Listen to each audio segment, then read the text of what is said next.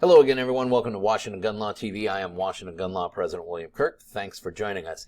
Hey, during this legislative session, a lot of us got really spun up about the full frontal attack on our individual liberties, our individual God-given rights of self-defense, and our Second Amendment right to defend ourselves by use of firearm.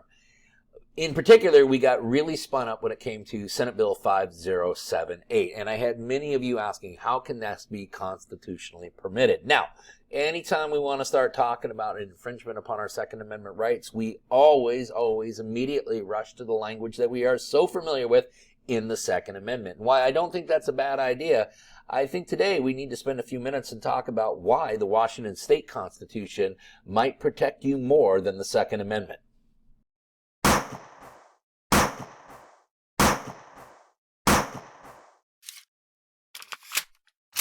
Okay, before we get rolling, you guys know the drill. If you like this video, click that like button. If you want to stay up to date on issues related to your Second Amendment rights, go ahead and click that subscribe button. Click the little bell logo if you want to be notified when we post new videos.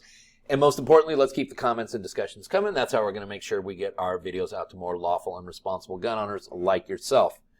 Okay, so the issue, or what I want to discuss with all of you, and this is really for our Washington viewers, is that when we feel that our Second Amendment rights are under attack, why would we feel like that right now? Well, because they have never been under siege more than they are with this current presidential administration, Department of Justice, and current behavior of the ATF.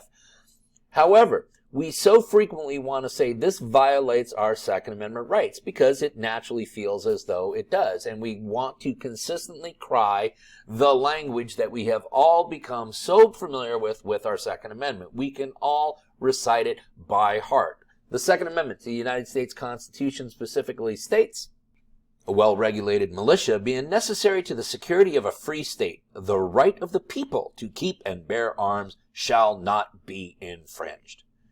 And we so routinely want to focus on the language of the right of the people to keep and bear arms shall not be infringed. And those last few words, shall not be infringed, is cited on mantra, and I recognize why. Now, those in the gun control community, those who want to take your Second Amendment rights, routinely argue that a well-regulated militia, since it's necessary to the security of the free state, is actually a condition precedent for the individual to keep and bear arms, for the right of the people to keep and bear arms. Now, we all know that that's an absurd interpretation, but one that some courts could conceivably rest upon someday, especially when we consider the over-politicized nature of our higher courts.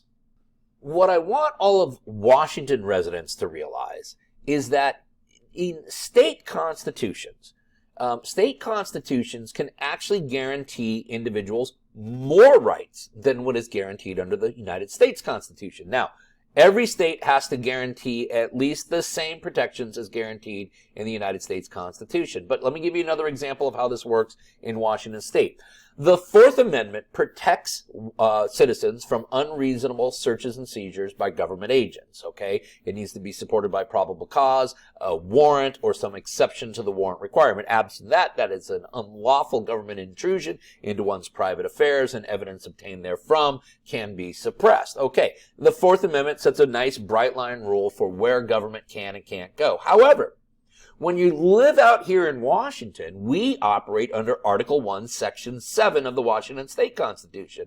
Why? Well, as a defense attorney, Article 1, Section 7 actually provides individuals with more protection than the Fourth Amendment. There is a litany of cases out there that says the Washington State Constitution adds a heightened level of protection when it comes to individuals when we're talking about search and seizure issues. So we never cite to the Fourth Amendment here in Washington State when we're arguing search and seizure issues because we want to actually have more protections. The smart legal maneuver is to argue from the state constitution. Well, I believe that the same goes for our Second Amendment rights. I think that in Washington State, the correct argument is not to rely on the federal Constitution, the Second Amendment of our United States Constitution. Instead, it should rely on Article 1, Section 24 of the Washington State Constitution. Why? Because I want you to pay careful attention to the language contained in this article. The right of the individual citizen to bear arms in defense of himself or the state shall not be impaired But nothing in this section shall be construed as authorizing individuals or corporations to organize, maintain, or employ an armed body of men.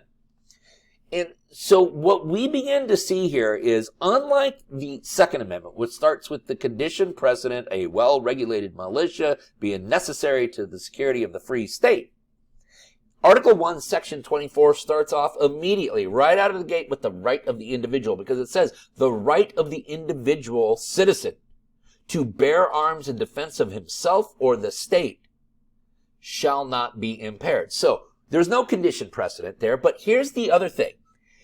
In the Second Amendment, our rights cannot be infringed. However, under Article 1, Section 24, our rights cannot even be impaired. Now, what's the difference between infringe and impair? Well, I happen to take a look at a dictionary, and I think that this argument carries weight.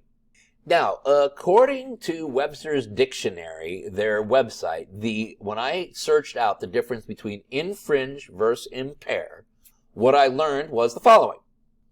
As verbs, the difference between impair and infringe is that impair is to weaken, to affect negatively, or to have a diminishing effect on, while infringe is to break or violate a treaty, a law, a right, etc.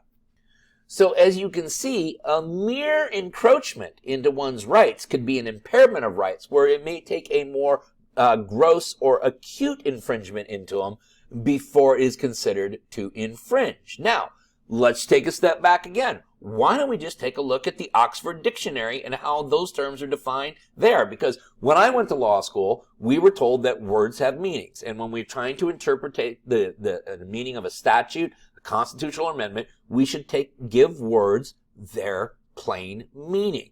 And if that solves the interpretation analysis, that's the end of that analysis. Now, this is how infringed is defined by the Oxford Dictionary. Infringe, a verb, to actively break the terms of a law, agreement, etc. So, when we infringe, we are actively breaking the terms of. Now, how does Oxford Dictionary define impair? Impair, verb, to spoil something or make it weaker so that it is less effective. So, under a simple dictionary definition, the Oxford Dictionary, a well-known, reliable source, it would appear that to merely infringe in any way, to weaken in any way, is to impair, while infringe requires a far more obtrusive violation of that particular right. So is any infringement upon our rights constitute an impairment? Because under Article 1, Section 24, if that occurs, well, that's a violation of our state constitutional rights. Now, when we take a step back, why are we talking about all this? Well, we're talking all about this because of Senate Bill 5078 and the now high-capacity magazine restriction. Because when we limit the number of rounds that we can carry in defense of ourselves and our family or the state, have we impaired to some degree the ability for us to effectively do that? Does the fact that we have to reload every 10 rounds perhaps impair or make us less effective in our defense than if we had a 15 or 20 round magazine? I don't think it takes a ballistics or firearms expert or self-defense use of force expert to obviously understand that, yes, a person would be more effective the more rounds they're capable of carrying. As a matter of fact, those that chose to take these magazines from us said the reason is because those magazines make the ability for multiple gunshot victims to occur far greater. Well, the same goes the other way then, because if we are in a significant self-defense situation in which maybe there is more than one perpetrator, the ability to place as many rounds as necessary on target or targets is critical to the defense of ourselves, to the defense of our family, or to the defense of our state. So yes, the bottom line is while I do believe that the Second Amendment effectively codifies our God-given right of self-defense, Article 1, Section 24 of the Washington State Constitution provides even a greater protection to citizens, because while the federal Constitution says that our rights are violated if our rights are infringed upon, the Washington State Constitution says that they are violated if we merely impair them to any degree. Now, how much can that be? Well, let's take another definition of impair. Oh, I don't know. How about RCW 4661-502, or what all of us know as driving under the influence. There are multiple ways that a person can be convicted of driving under the influence. The most common way is you drive, you get arrested, you blow over the legal limit. Numerical value over equals guilt. It's a simple formula. However, what do you do when you don't have numbers? Or what do you do when you have a person who maybe blows under, but they're such a lightweight they were absolutely totally impaired? Well, guess what? There is a definition found in RCW 4661-502 about impairment. There is a WIPIC, a Washington Pattern Jury Instruction, that says that if your ability to drive is lessened to any appreciable degree, capable of being noticed, sensed, or otherwise observed, if it is lessened to any appreciable degree, you are impaired by legal definition in Washington law. Well, if that's the definition of impair, then how does not restricting the number of rounds that I or you or any other lawful and responsible gun owner can carry in defense of ourselves and our family, how does that not impair upon our Article 1, Section 24 rights?